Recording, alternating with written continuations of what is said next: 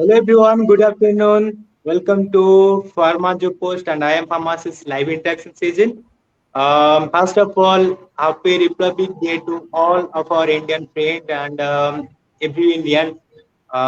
Today we have to discuss about pharmaceutical water system, purification and use of water in pharmaceutical company as a pharmaceutical company using water for different manufacturing process and for everything. Then there is some processes in water system. So today we have expert Dr.Poornima Tiwari ma'am. He is a assistant manager from a reputed pharmaceutical company from Ahmedabad.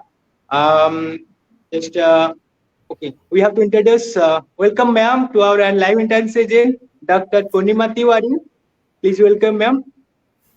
Thank you, Sannyasi ji, for giving such a nice introduction. Thank you so much.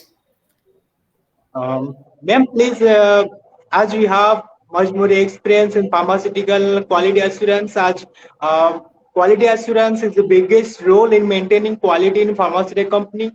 They involved in every step, whatever production and how they're doing. In every step, quality personnel are available, or every step as to maintain the quality, there is quality person. Ma'am, you know better. About water system and purification and use of use of water in purification water in pharmaceutical manufacturing or the process. Ma'am, please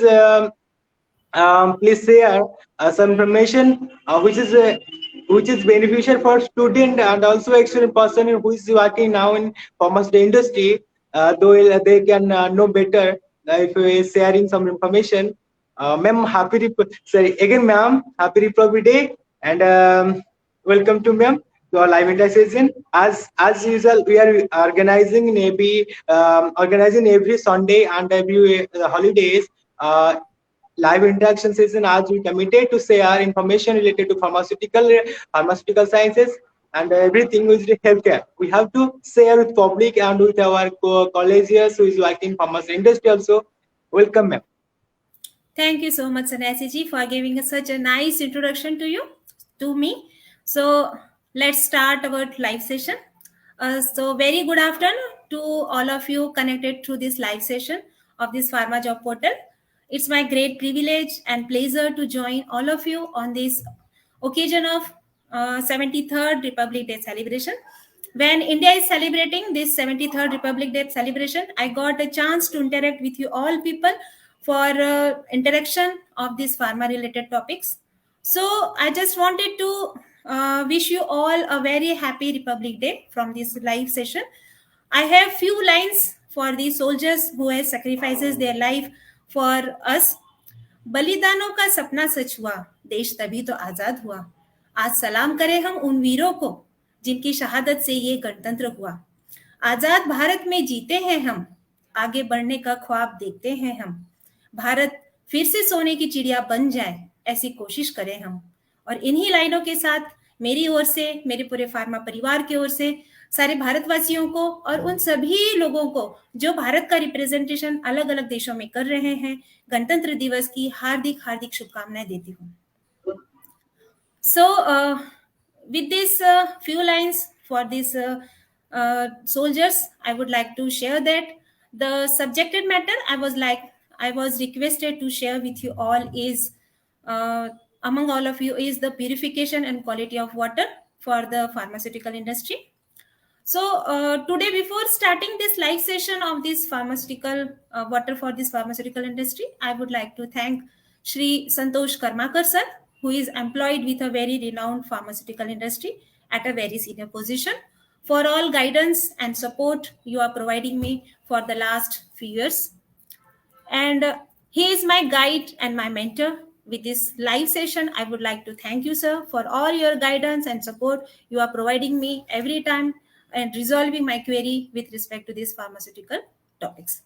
So, along with this with my mentor and guide, I would like to thank you all my pharma friends who are connected virtually from India and abroad for all your affection and love, and of course, the young generation of pharma industry who are eagerly waiting for this live presentation that are being released to this Pharma Job Portal. with all the community members and subscriber of this Pharma Job Portal. It's all who you are truly making this portal a community of transpiration and inspiration in which we discuss the key elements of pharma industry. So, with these few words, I would like to share that whatever I'm going to discuss with you all this evening is totally depend upon my past experience and knowledge I gained over the past 15 years in the pharmaceutical industry. With these few words, let's start today's discussion on this purification and quality of water for pharmaceutical industry. During my presentation, I will put off my camera for the better quality of the PowerPoint presentation. As Sannyasi ji like to share that we will have a question and answer session. Whatever may be the query you may have during this session, you please write on the comment box, and we will try to resolve your query online during this question and answer session. If due to some reason we are unable to answer that question just only because of the time constraint, definitely we will resolve this query and we will forward this answer to your mail IDs. So let's start this session. The topic is purification and quality of water for the pharmaceutical use. So here is the disclaimer. With the disclaimer, I would like to share that the view and the opinion expressed in the following PowerPoint is slides are those of individual presenter and should not be attributed to any organization with which the presenter is employed or affiliated.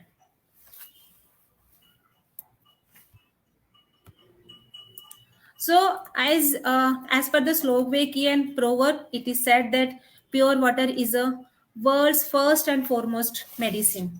As we know that the water is the most widely used raw material in the manufacture of active pharmaceutical ingredient, in intermediates, in finished dosage forms. Thus, it plays a very important role in the pharmaceutical industry.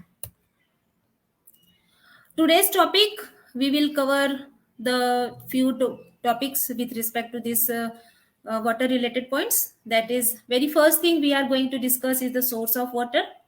Second thing, drinking water quality and requirements. Types of water used in pharma industry. Quality standards of purified water. Impurities of raw water.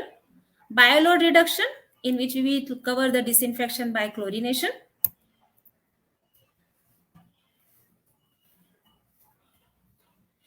Then chlorination, in the topic, this topic, how it works, preparation and reaction. Disinfection by ozone. In this session, we will discuss about the advantages and disadvantages. Dechlorination or the sodium metabisulfate treatment. Sand filter or the multigrade filter purification. Activated carbon filter purification. Softener purification, and filtration through the cartridge, reverse osmosis purification, and mixed bed deionizer purification. So here are the some very important initial stages of this water purification, source of water, types of water, quality of water. We are going to discuss side by side with the help of this PowerPoint presentation. So the very first thing, the source of water.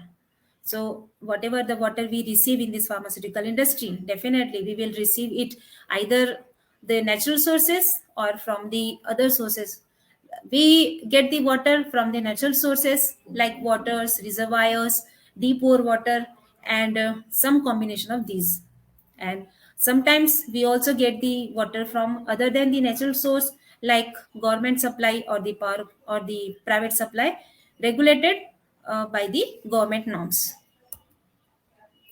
For countries without a legislative or administrative framework, they generally followed the WHO guidelines. In India, we followed the BIS standard for the drinking water parameter.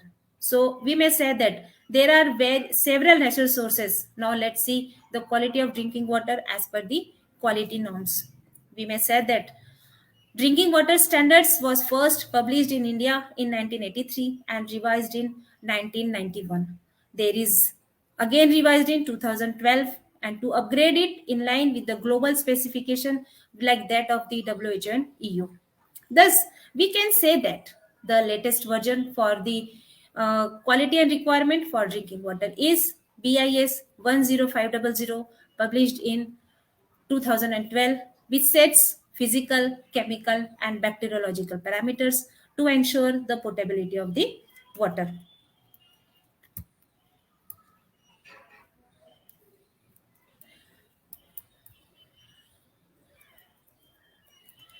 Drinking water quality for the countries without a legislative or the administrative framework for such standards. WHO publishes the guidelines. Like I said, I shared in the previous slide that in India we are following the BIS standards. So, like latest guideline of Bureau of Indian Standard 10500, published in 2012, the quality tests are categorized in six tables. These tables are starting from table 1 to 6. In table 1 to 6, they have categorized as different quality of water based on and their quality analysis, and we will discuss here one by one. In the first table, they have given the organoleptic and physical proper parameters of characteristics, test, and quality parameters. In this table, six tests are mentioned like color and Hazen units, odor, pH value, test, turbidity, and TDS. So in second table, the general parameters concerning substance undesirable in excessive amounts. In this, the test parameters are covered is like, likely 24 tests are mentioned here, including characteristics, acceptable limit, and permissible limits. They are also being mentioned in a very elaborated form in the BIS 10500 guideline. In third table, the parameter concerning the toxic substances. Here in this table, 12 tests are mentioned like characteristics, acceptable limit, and permissible limits. These are also mentioned in that table. In fourth table, the parameters concerning the radioactive substances, test and quality substances.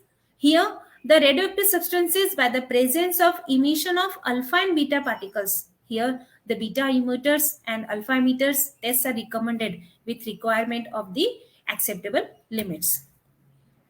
So when we go for the fifth table, it will describe the pesticides residues limit at the test method. In this table, around 18 tests are mentioned like characteristics, acceptable limit, and permissible limits. The details are also mentioned in the fifth table. The last and the sixth table, here bacteriological quality of the drinking water is being described. For drinking water, E. coli, this should not be detected in 100 ml, or we can say that the limit of E. coli should be less than 1 CFU in 100 ml. In distribution, treated water entering to distribution system and total coliform bacteria should not be detected in 100 ml. So, in totality, we can say that as per the BIS, at around 62 tests are recommended for qualifying the test, for qualifying the water for usable for the drinking. So, here are the some requirements for the drinking water.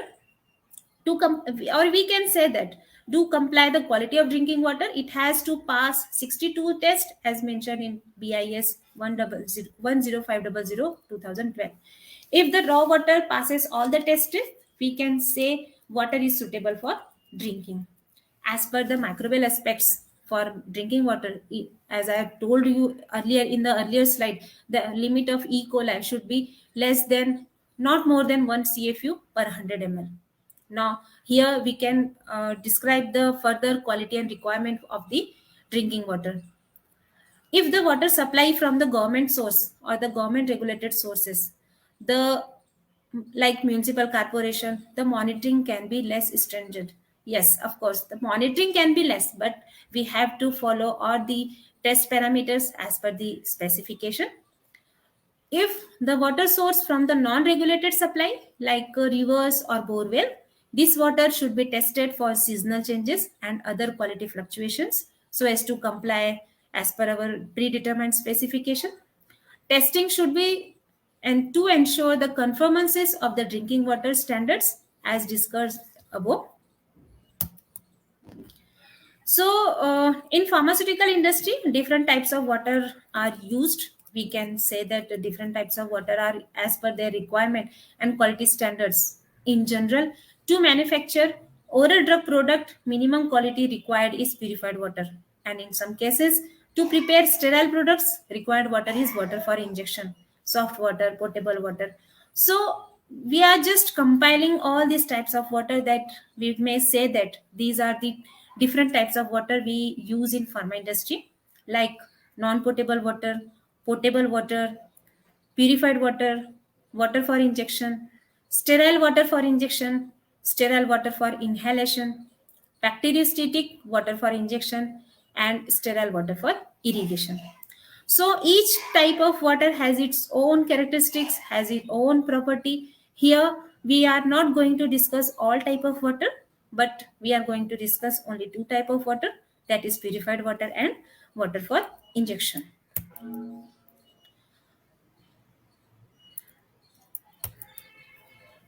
So the purification of water is required to meet the quality standards of purified water. In general, the minimum requirement for purified water is it should be clear, colorless, and odorless liquid. pH should be in between 5 to 7. The conductivity should not be more than 1.3 microsiemens per centimeter. Total organic carbon not more than 500 ppb, that is parts per billion. Total aerobic viable aerobic count, it should not be more than 100 CFU per ml, and pathogen should be absent in 100 ml. So we may say that these are the minimum requirement for the purified water. That so that if we meet these requirements, so that we can say that we have the purified water as per the specification. There are other parameters which we will discuss in brief in other parameters, purifications, and as other the quality standards of purified water. So here we are going to discuss about the impurities of raw water, that is raw water that we get from rivers or borewell. The first one is the microbial pathogen, particles because of that current turbidity, dissolved solids, inorganic substances, their salts. Because of that, we get the odor, taste, pH, hardness, alkalinity, like iron, chlorine, fluorine, calcium, and many more. Organic substances like natural organic matter, like carbohydrate, lipids, proteins, pesticides, oils, and anionic detergents and phenols. So these are the common impurities that we found in the water that we get from rivers or the borewell. So if we say compare that the groundwater with that of the surface water, we may have the some characteristics that of belongs to groundwater and some are from the surface water. The groundwater tends to have a lower dissolved oxygen compared to that of the surface water. If we are going to compare with that quality, then it can have a very little microbial contamination, especially if the groundwater collected from a very deeper source. Groundwater, much higher concentration of inorganic compounds or ions like chloride, carbonate, sulfate, bromide, nitrates, fluorides, and arsenic. Where are we compare with that surface water with that of the groundwater? We may say that high surface water is having high turbidity and microbial concentration, dissolved oxygens, and the depending upon the organic matter concentration. So there are several process and variety of equipments used in water purification. Before starting the purification process, raw water is considered for the bioload reduction. So if the bioload in your water is too high, your filter will be unable to keep it with the amount of the waste. The bioburden test in general is very often seen as the test which is performed on the bulk solution used for parental products, either manufactured aseptically or terminally sterilized. The methods used are membrane filtration, plate count method, or MPL according to the pH. Here we are going to discuss about the chlorination process depending upon the biolate reduction. The disinfection of the water with chlorine is generally referred to as a chlorination. Generally, sodium hypochlorite is used for the chlorination of water. When sodium hypochlorite is dissolved in water, it gives free chlorine that forms hypochlorous acid. So this hypochlorous acid is actively take part in the disinfection, and this hypochlorous acid is neutrally charged molecule that easily penetrates into the negatively charged pathogen cell wall and reacts with the lipid cell wall of the enzyme and proteins within the cytoplasm of the cell, making them non-functional. Due to this, the growth of microorganism is inhibited and the organism dies or does not reproduce further. So we can say that with the help of chlorination, we are going to perform the disinfection. With the help of that, organism may die or unable to reproduce further. So here is the common reaction that take place during the chlorination process. Sodium hypochlorite, when dissolved in water, the sodium NaOCl solution prepared in water. Then NaOCl, when reacts with water, it gives a free ions, that is sodium and OCl.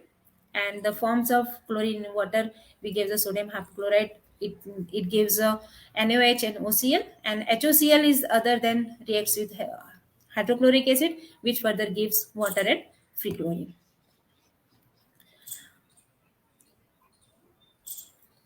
Now, when we are saying that the chlorine is present in water and that is needs to be dechlorinated, so concentration of chlorine, how much concentration of chlorine is required in the water?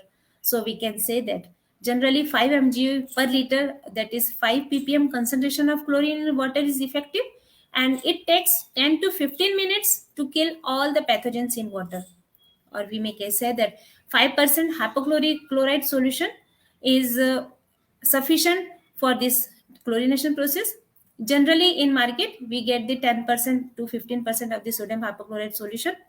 So if we have the solution of 10% to 15%, so we have to prepare the 5% solution of this hypochlorite by using a very simple formula, very simple universal formula, that is C1V1 is equals to C2V2. Here C1, V1 and C2 is known to us. We have to find out only V2. By putting all these values in this formula, we can get the desired concentration of the hypochlorite solution. So how the chlorine is measured? When we are going to say that 0.2 to 1 mg per liter, 0.2 ppm to 1 ppm per liter is chlorine level up to 4 milligram per liter are considered to be safe in drinking water. At this level, the harmful effects are unlikely to be occur.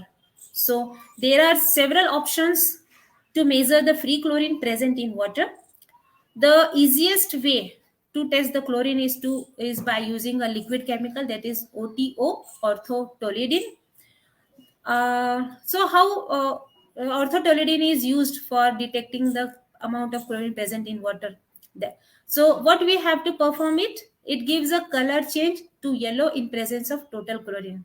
For this, you need to simply fill a test tube with water, add 1 to 5 drops of ready-made solution of this orthotoluidine, and you have to compare this test tube with the reference standard color strip provided with this kit. So with the help of this orthotoluidine, we can measure the amount of chlorine present in water. All molecules of the chlorine do not react with the organic matter of the raw water, but the excess of the chlorine remain in water in active form. This active chlorine is corrosive in nature and damage the RO membranes and ion exchange resins of water purification system. So removal of this chlorine is necessary before this water is to be treated by resin and reverse osmosis membrane. So the another process for this chlorination is a disinfection process other than chlorine is ozonolysis. So we have some advantages along with these disadvantages of using this ozone. The very first advantage is it is a very powerful oxidizing agent. It removes undesirable color, odor, taste, organic impurities. No residual effect, so used in the combination of chlorination. And along with these advantages, we have some disadvantages by using this ozone, that it cannot be purchased, it must be generated on site. Machinery to generate ozone is complicated and difficult to maintain, and effect ozonolysis is still not fully understood by the persons of the pharmaceutical industry. So we may say that the ozone is ozonolysis process is not being much popular than the chlorination process. So free chlorine present in water is as we are told that free chlorine present in water is corrosive in nature, and it may damage the RO membrane and ion exchange resin of water purification system. Hence, sodium thiosulfate and sodium metabisulfate are generally used to remove the excess of chlorine before this water is treated with reverse osmosis membrane. And in this process, the sodium thiosulfate is to be reacted with this hypochlorous acid.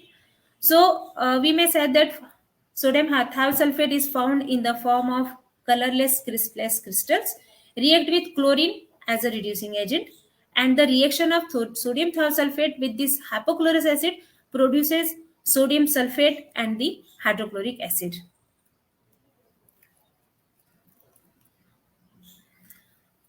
Sodium bisulfate, it produces the sodium bisulfate and hydrochloric acid with the reaction of this hypochlorous acid.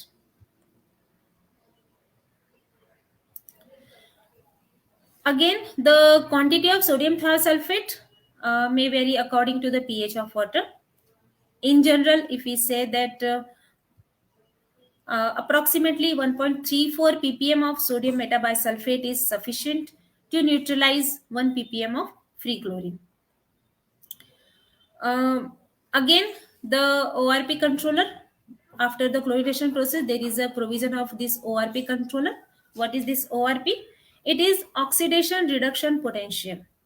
ORP control, with the help of this ORP control, we are used to monitor the water quality in these chlorinated pools, and ORP meters are widely used in food processing and water treatment plants of each and every industries to ensure that the water is free from contaminants and safe to consume. So all of these are the strong oxidizers, and we can say that ORP is used as an indicator of this sanitizing activity. ORP oxidation potential is typically measured to determine the oxidizing and reducing potential of a water sample. It indicates the possible contamination state, especially by the industrial water. When free chlorine exists as a hypochlorite ion, and as this is a strong oxidizer, we will get the ORP in a lower side, and ORP detects the oxidizing property. Hence, the ORP meter set on the certain value. If water value goes below the such points, it will bypass the water from the main line, and we may get the water that of the desired level. Then let's start the purification process. First, the raw water gets treated with sodium hypochlorite solution, as depending upon the bioload. This treated water stored in a tank. You may also call as the chlorinated water storage tank. Why? This is because the chlorine in treated water is effective, and it takes only 10 to 15 minutes to kill all the pathogens in water. And in this process, sedimentation takes place, which allows turbid unresolved particles to settle down. As I said, the removal of chlorine is necessary before treated by the resin and reverse osmosis, but this treated water not promote to growth of the microorganisms. So it is very efficient to remove the turbidity and total suspended solids of up to micron particles. It reduces the turbidity and total suspended solids less than 5 ppm from the water. So here is the filtration process. We go for the very first process of the filtration by using this multigrade sand filter.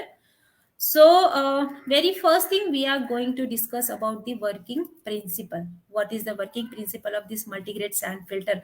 How it works? What are the properties? And what it looks like? So very simple language, we may say that The working principle of multi-grade filter is quite straightforward in a multi-grade filter or a pressure sand filter. In this, water is passed through multi layers of filter media consisting of graded sand, pebbles, gravel layers, and the contaminants in the water are captured in the media bed, and filtered water passed through the discharge manifold at the bottom of the tanks.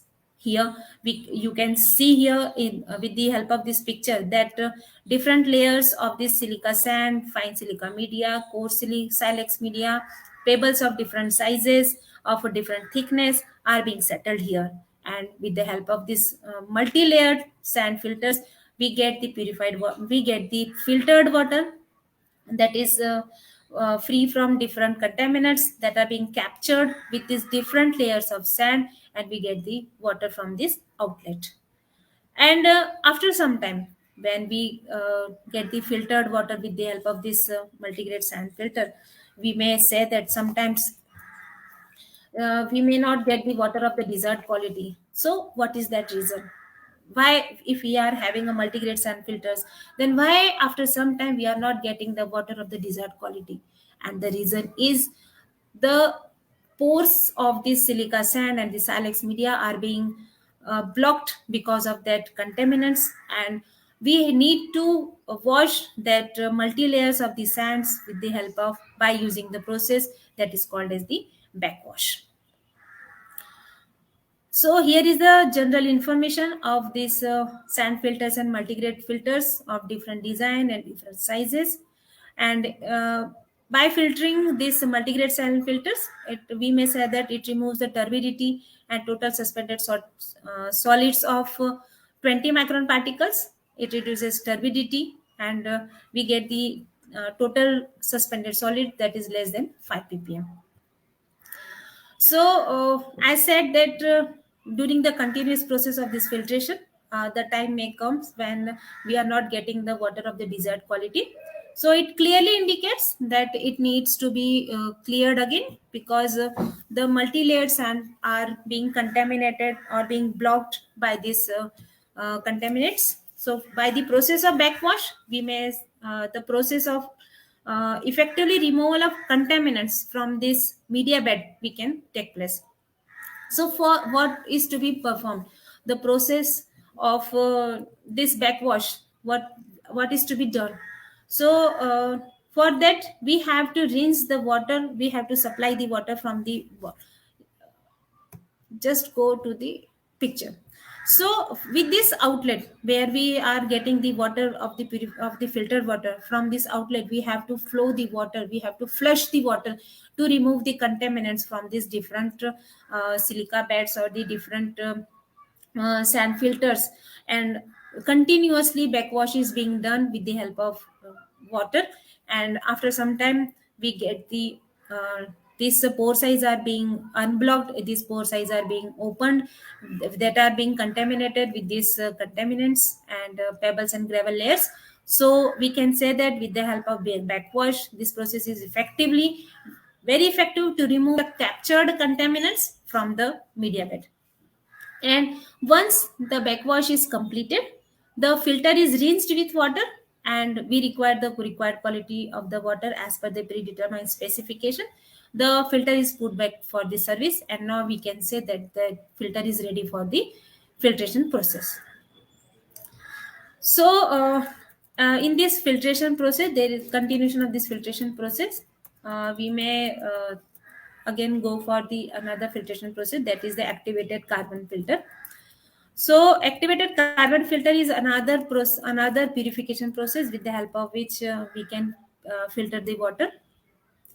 So when it is to be used, when activated carbon, what is the use of activated carbon filter? So it is used where the raw water has unwanted odor, color, unpleasant taste. The ACF system or the activated carbon filter is a very good option to make the raw water free from these characteristics. Or an activated carbon filter works on the principle of adsorption. Filter media adsorbs or reacts with the pollutant molecules when filtered water is drained off. It is treated ACF treated water by using the process of adsorption. As the water passes through this activated carbon, the carbon acts like a sponge with a large surface area and absorb all the contaminants in the water, and finally we get the filtered water from this activated carbon filter. So here are some advantages of this activated carbon filter. It is a natural filter. The filter is made from the material like bituminous, wood, coconut shell, chemical materials, and other contaminants are not applied to the water. So the process is accomplished by the natural filtration. Then the another advantage of this activated carbon filter is it is very having a very easy maintenance with a low cost, and these filters are among the cheapest filter, don't require much in terms of the maintenance.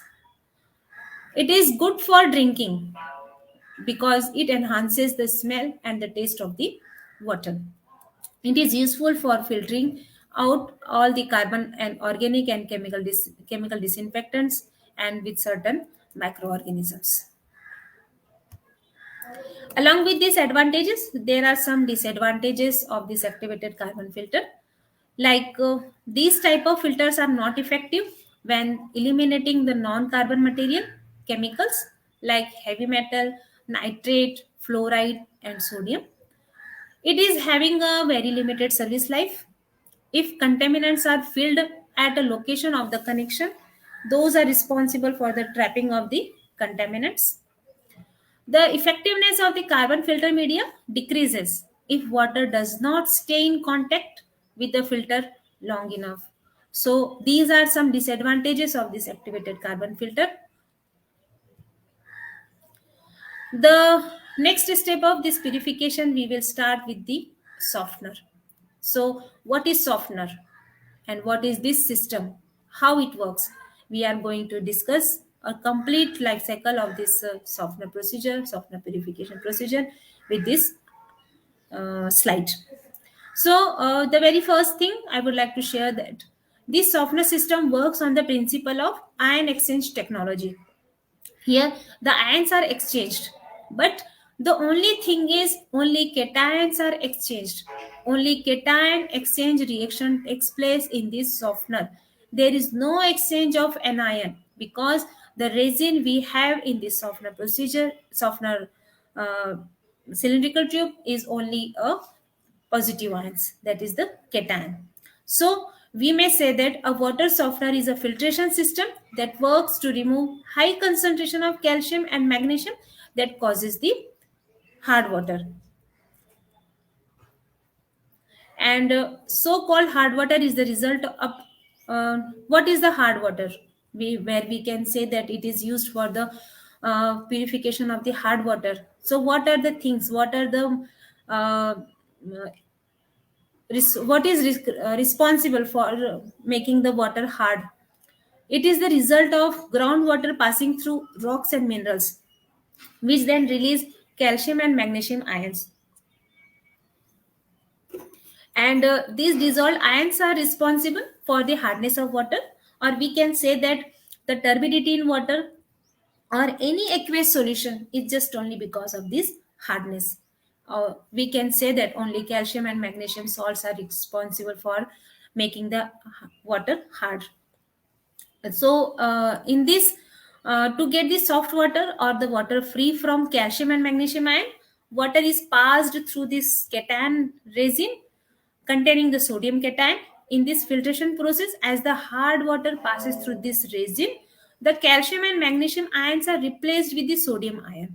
Here, when the hard water is passes through this pipeline, it is being passes through this resin containing the sodium ion. The sodium ions are held loosely and very easily replaced with this mag- calcium and the magnesium ions. During this process, free sodium ions are released into the water, and during this filtration process, the resin is continuously discharged. When we are filtering, we are purifying this hard water with the help of this softener process. Then we can say that after some time there may be loss of the sodium ion, or the resin may become inactive. So it is being required to recharge the resin with the help of sodium ions. So how will we recharge? How, what is the procedure? So we can recharge this resin with the help of this brine solution. You can see here that is being in a kept in another vessel attached with this equipment. So in this brine solution, with the help of this brine solution, the resin is recharged, and we can say that during this to recharge the softener with sodium ions, a softener is backflushed with a salt brine solution. During this backflush, the brine solution replaces the calcium and magnesium ions on the exchange medium with sodium ions from the salt solution. So, this exchange of ions we can discuss in the next slide. With the help of these pictures, it is very clearly visible or clearly understandable to you all that in the first figure we can see that the round blue shape, it is given to the ion exchange resin. Rectangular is given for the magnesium ion. Triangle is given for the calcium ion, and again round is given for the sodium ion. Hollow round is given for the sodium ion. So in the first figure, we may say that hard water containing calcium and magnesium, when passes through this resin, it is being replaced by the sodium ions, and we get the soft water. And in the another figure, this is the figure showing the process of backflush, or we may say that the recharge of the resin. With the help of this figure, we may say that from the bottom line we supply the brine solution containing the sodium ions. Again, this calcium and magnesium ions are replaced with the sodium ion, and from the top of the this container we may get the wastewater containing the calcium and magnesium that is being discarded into the um, that is not used for any purpose, and that is being discarded for either in plantation or some other use for the industry. So how this softener works, if we say that how this softener works, let's take an example of calcium chloride, how it is removed by softener ion exchange resin. So here is the example of sodium resin combined with sodium and calcium chloride that is responsible for the hardness. This resin combines with the sodium is replaced by the calcium, that is the cation, and we get the another byproduct, that is the sodium chloride. And the another example, that is of magnesium sulfate when reacts with the sodium resin, that again this sodium is replaced with the magnesium and we get the sodium sulfate. So NaCl and Na2CO, sodium chloride or sodium sulfate, there is no contribution on hardness and resin bond with calcium or magnesium. It's stuck with the ion exchange resin, that is the Rna positive. It becomes RCa or the RMg. That I shared in the previous slide that after the discharging of this resin, the charging of this resin is taken place with the help of brine solution. So here is the ratio of the brine solution or this sodium chloride solution, that is 15 to 30% of the NaCl is used to wash the resin, or it we may call as the backflush by using this brine solution. This causes the replacement of calcium and magnesium with the sodium ion. As I told you that these are very loosely held and very easily being replaced by the sodium ions. So regeneration in the calcium and magnesium are released. The regeneration reaction is as follows. Resin with calcium, that is the depleted resin, reacts with the bright solution. We get the regenerated resin, that is the resin having the cation is being calcium is being replaced by the sodium cation and calcium chloride. It is removed as a hard waste water during the charging. So here is a question that what is the resin in software, when we are going to say that the resins are mm, responsible for the exchange of ions, exchange of cations, that is from calcium, magnesium, it is replaced by the sodium. So the resin in modern softener is polystyrene divinyl benzene. It consists of millions of teeny plastic beads. Generally, the water hardness more than 120 milligram per liter is not good for health. So when what the pH level of water is more than 8.5, we may say that the water is hard and it needs to be passed through the softener, and it is being now the time is come to pass this solution to recharge this resin or this with the brine solution. Again, the second filtration method by using this cartridge filter. So cartridge filter, it is a piece of tubular filtration equipment. Filter cartridge are generally made of polypropylene polyester that can be used across the various industries.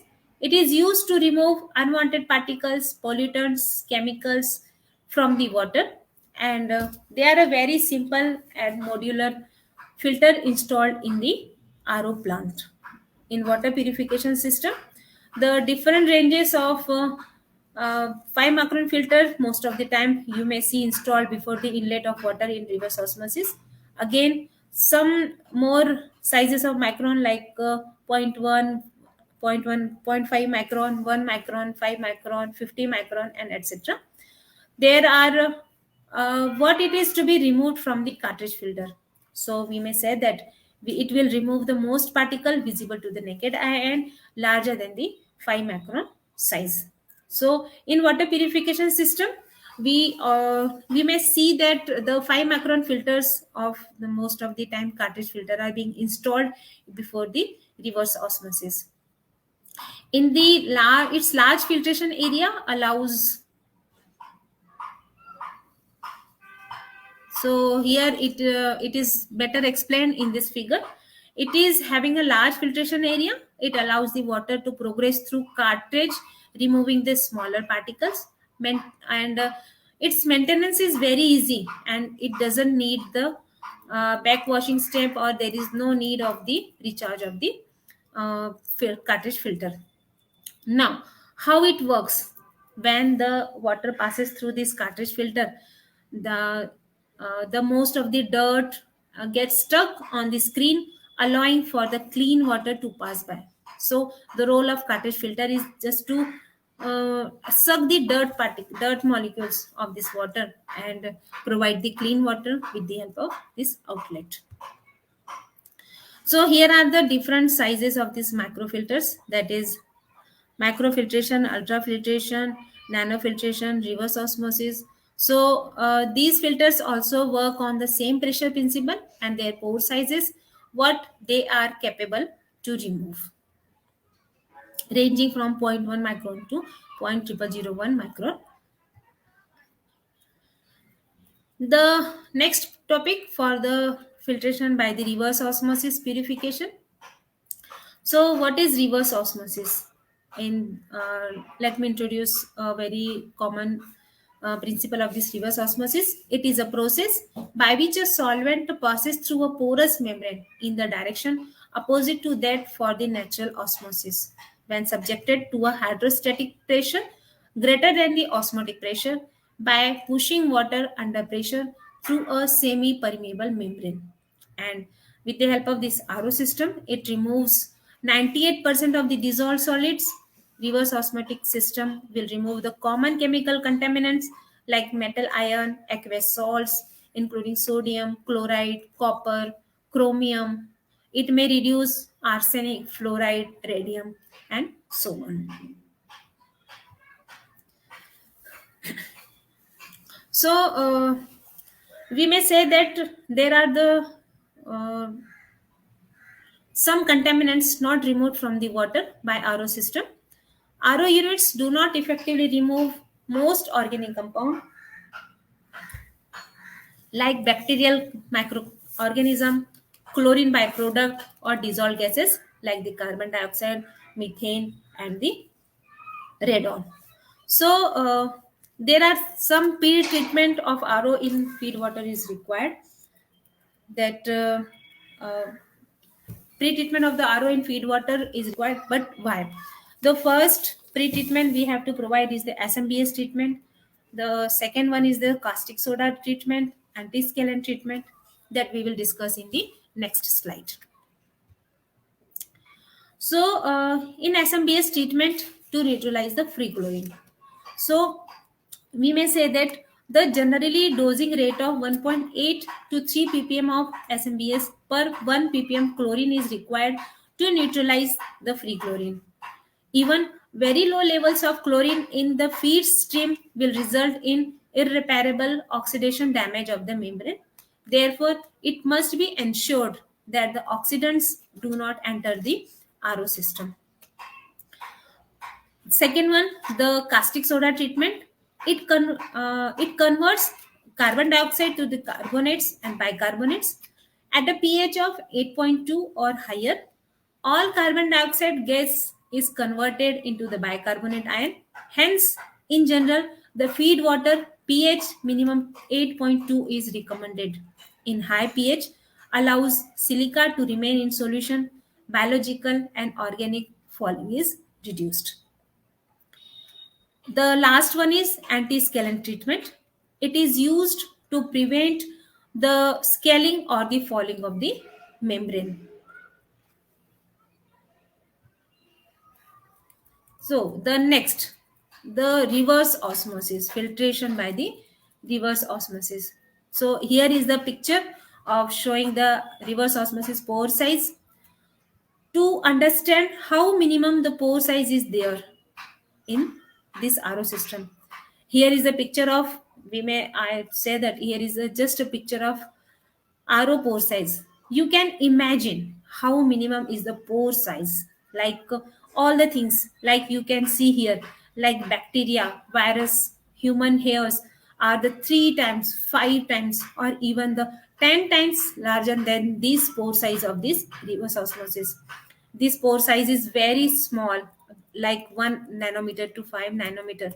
Here is we that with the help of this picture, it is very clear that it is so smaller, like 0.001 micron to 0.005 or 0.0010 micron. So we may surely say that only water is passed through this reverse osmotic pore size, and in this pore size nothing is passed with this from the like the bacteria, viruses, human hairs can't be passed through this reverse osmosis.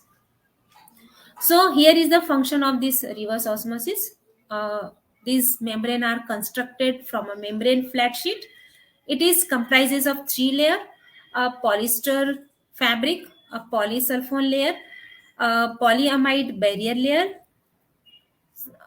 It is a cylindrical form. Its most outer surfaces are fully sealed and there is no water traveled from outer surface towards the inside core tube. Water only moves through two-sided open area, and this concept is now considered understand with the help of the photograph of the next slide. So here is the photograph of this filtration method by the reverse osmosis. Here we can see here the cylindrical tube consisting of these 3 layers. The 3 layers of this reverse osmotic layer. The first one is the polyamide layer, the second one is the polysulfone layer, and the third one is the polyester layer. So the polysulfone layer gives the strength of the barrier layer. In this layer, the barrier layer has its removes nutrients, chemicals, bacteria, and viruses from the water. Water flows not from the outer surface of the membrane. Water flows from the infeed side of the cylindrical membrane, from the flap, the spiral binding membrane by the high pressure. And by moving spiral direction, water goes inside of the porous tube. The water comes out. Other side of the tube is called pure water or permeate water. Goes flow out of the core tube and moves for the further purification. We may say that the water does not permeate, becomes more highly concentrated with the solutes and the other substances. This water is called concentrated. By moving, it's also moving spiral direction. Water, this water comes out from the other side of the outer surface of the tube, and this the water coming from the other side of the tube is called as the RO reject water. In this way, the RO filtration and the purification process takes place. Now the next mixed bed. So when we are saying that we are going to follow the different filtration process, different cartridge filters for this purification and this filtration process, then why mixed bed is required? Then the so here is the answer. By RO filtration, minute traces quantity of ions are not removed, and we don't get the water quality, that is the conductivity of below 1.3 microsiemens per centimeter. Required purified quality standards. Mixed bed deionizer is used to polish at higher purity level. So here we may say that mixed bed deionizer is a very important water treatment equipment for any industry to treat the water. Mixed bed deionizer or mixed bed polishers are typically installed where the water quality required is less than 1 microsiemen per centimeter. Mixed bed deionizer is a single shell unit and contained with the strong acid cation and the strong base anion. So all strong acid cation and strong base anion we are going to discuss with the help of this figure. So here is the schematic diagram of this mixed bed deionizer purification. So it is a cylindrical tube. It is having a cylindrical tube in which filled it is filled 40% of the equal ratio of anion resin and the cation resin, and 60% of this tube is vacant just for the water. So we may say that in mixed bed approx generally 40% of the area is filled, uh, and with equal ratio of cation resin and the anion resin, and another 60% area remain for the water inlet, and mixed bed deionizer is used to polish water at a higher purity level. So how it works? So with from this upper inlet we have to supply the water. The water passes from these two beds, from the anion bed and from the cation bed, and we get the water of the desired quality. And after some time, when this purification continues, and after some time when we do not get the water of the desired quality, we again this we may say that this resin needs to be recharged again. This resin gets deactivated. So to activate this resin we have to recharge that, and that is being recharged. Anion resin and cation resin is being recharged with this uh,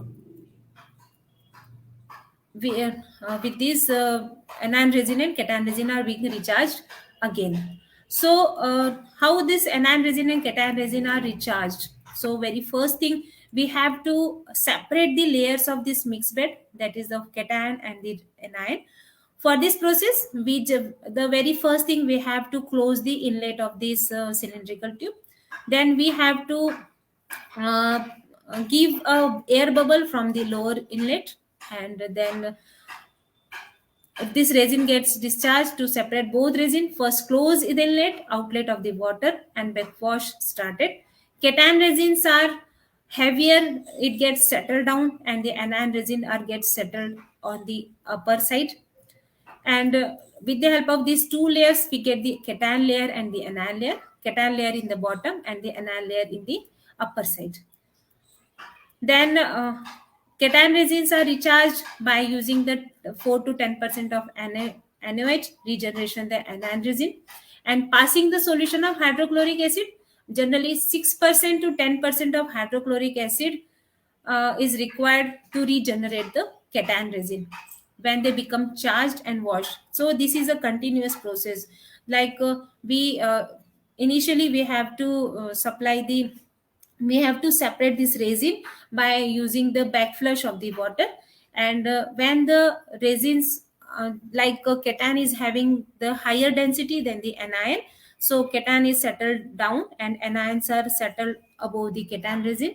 Once the resins are settled down, then the dosing of this HCl and NaOH is given for this regeneration system.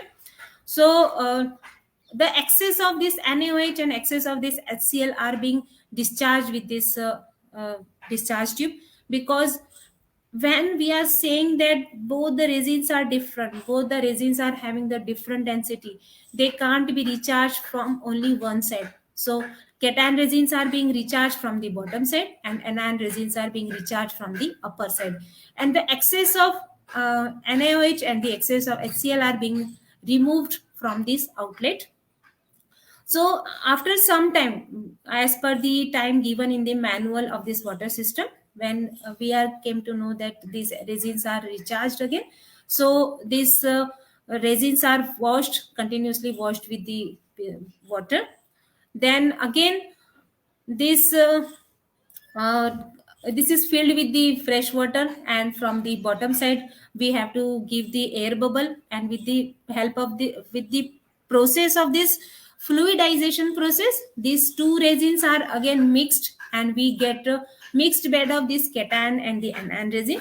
And now continuously it is washed with the water, and once we get the water of this desired uh, specification, desired quality, we may say that the mixed bed is recharged again.